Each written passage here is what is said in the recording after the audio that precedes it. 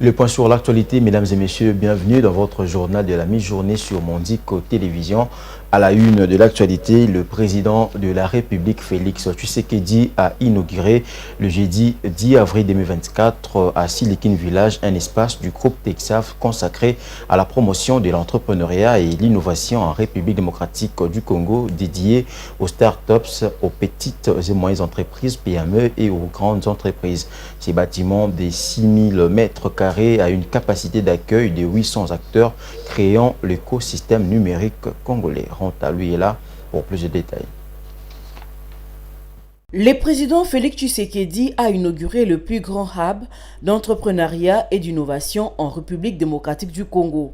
Il s'agit d'un bâtiment de 6000 mètres carrés installé dans une concession de 32 000 mètres carrés, doté d'espaces de travail innovants et collaboratifs, de salles de réunion, d'un auditorium et infrastructures technologiques de dernière génération. Il a une capacité d'accueil de 800 acteurs, créant l'écosystème numérique congolais. Cette initiative s'inscrit dans le cadre du plan national du numérique Horizon 2025 lancé par le chef de l'État. Pour Kibasa Maliba, ministre de Postes, Télécommunications numériques, Silicon Village contribue à incarner la vision claire du président de la République de faire du numérique les leviers d'intégration de croissance économique, de bonne gouvernance et de progrès social. Le président Tshisekedi a un rêve de voir émerger les millionnaires congolais. Ce rêve est à portée de main. À cause de cet espace, des personnes capables de réaliser leurs rêves. Ce hub est le fruit de la rencontre entre 3 partenaires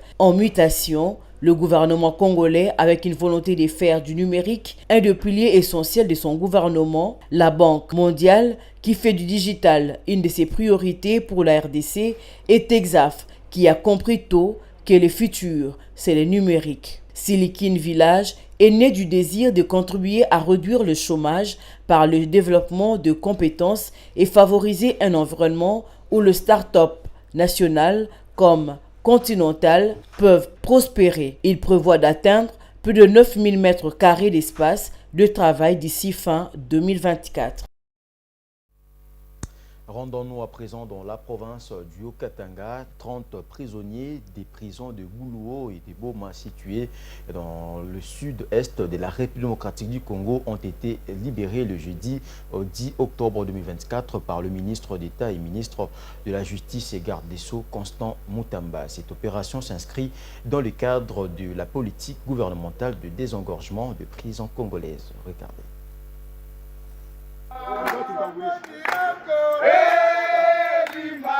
Constant Moutamba, ministre d'État, ministre en charge de la Justice et garde des Sceaux, a effectué une visite d'inspection le jeudi 10 octobre 2024 dans les prisons de Goulouo et Boma, situées dans la province du Haut-Katanga, au sud-est de la République démocratique du Congo. Il s'agit d'une opération qui s'inscrit dans le cadre de l'évaluation des conditions carcérales et de la libération conditionnelle de certains détenus. Ainsi, 30 prisonniers ont recouvré leur liberté en quittant les prisons de Goulouo et Boma, bénéficiant d'une libération conditionnelle.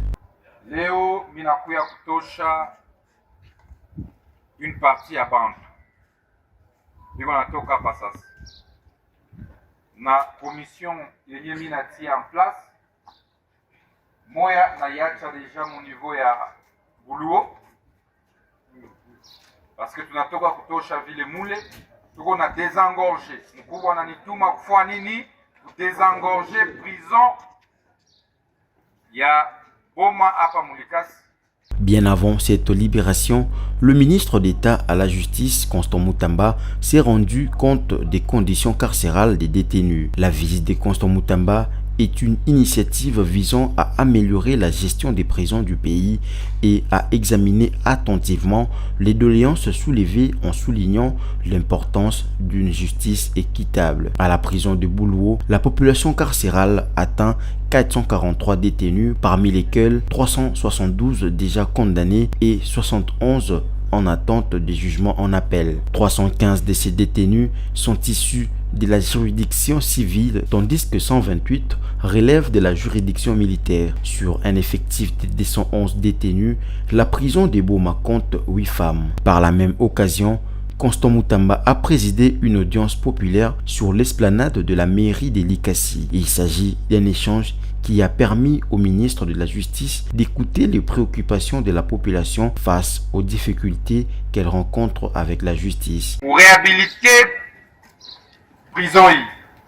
Je suis vraiment déterminé à réhabiliter les prisons et je ne veux plus être informé du fait que le prisonnier dorme à même les sols. Les détenus est dans des conditions précaires et voilà pourquoi nous devons assainir le milieu dans le cadre de cette opération du désengorgement des prisons.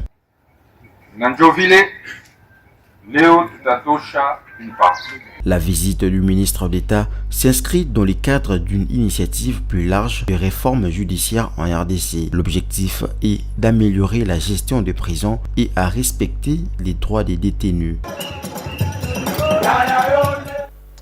Toujours en justice, le tribunal militaire de garnison de Matadi a condamné le jeudi 10 octobre le policier André Mapatikala à 5 ans de servitude pénale principale pour violation des consignes et dissipation de munitions de guerre. Cet agent de la police commis à la garde du maire de la ville de Matadi avait ouvert le feu le lundi dernier à l'endroit des élèves qui manifestaient dans la rue afin de protester contre la persistance de la grève des enseignants qui dure depuis plus d'un mois. Laetitia Molalou nous en dit plus. Le condamné va purger 5 ans au camp Moulaï, la prison centrale de Matadi. Il est aussi sommé de payer 150 000 francs congolais, soit 52 $, de frais d'instance. Le tribunal lui requiert 3 mois de contrainte par corps à défaut de paiement dans le délai légal. Mais aussi, il confirme sa détention et ordonne la restitution de l'arme Galilée numéro 74-78-277 à la police nationale congolaise. L'audience foraine n'a duré que 3 jours. L'avocat du condamné a promis d'aller en appel. Selon un avocat, après la cour d'appel du Congo central, membre du collectif des avocats du prévenu, après la décision judiciaire, il revient de droit à la partie qui se sente lésée de pouvoir attaquer cette décision parce que dans notre droit, il y a ce qu'on appelle le principe de double intérêt de juridiction. C'est la possibilité qu'on a laissée à chaque justiciable de pouvoir voir à ce que sa cause soit examinée en 2 degrés, au premier et au second degré.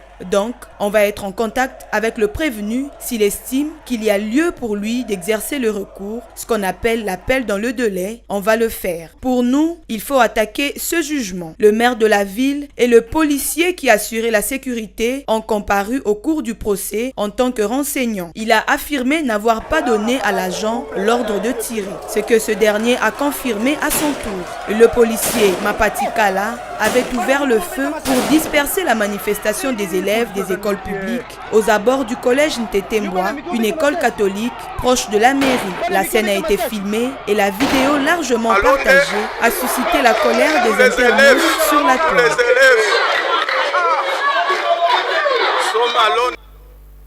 Dans le reste de l'actualité, le monde entier a célébré hier jeudi 10 octobre la journée mondiale de la santé mentale.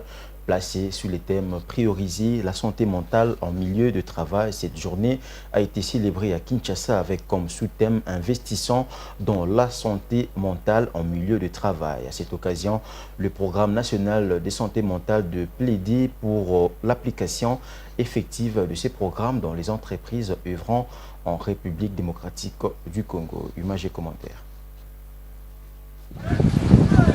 Difficile de marcher dans les rues congolaises sans apercevoir les personnes en pleine errance, certains à moitié nus et d'autres en train de fouiner dans le bac à ordures pour manger. C'est là, dans l'indifférence totale. Ces citoyens, appelés abusivement fous, sont bien souvent atteints de maladies mentales, à savoir la dépression, des troubles bipolaires ou encore la schizophrénie, l'un des plus fréquents troubles mentaux qui entraîne un comportement déviant ou dérangeant exclusivement lié à la maladie. Entre mépris, insuffisance de spécialistes dédiés et des structures médicales adaptées, la maladie mentale reste le parent pauvre du système de santé publique congolais et le malade vivent dans la précarité et abandon total. Conditions de vie à Yabato Baza, Maboma, eza déplorable. Les conditions de vie des malades mentaux sont déplorables. Déplorables dans le sens que ce sont des personnes qui doivent normalement être internées dans les centres neuropsychopathologiques appropriés pour eux. Ils doivent être internés et ne doivent pas circuler comme nous les voyons. Pourquoi?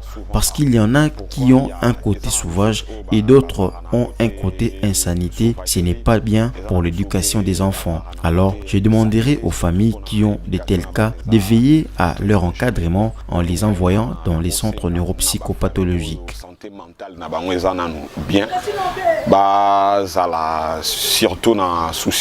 Rencontré dans les rues de la capitale, un jeune Kinois fustige le regret de malades mentaux et sollicite l'implication des familles pour la prise en charge de leurs membres en errance.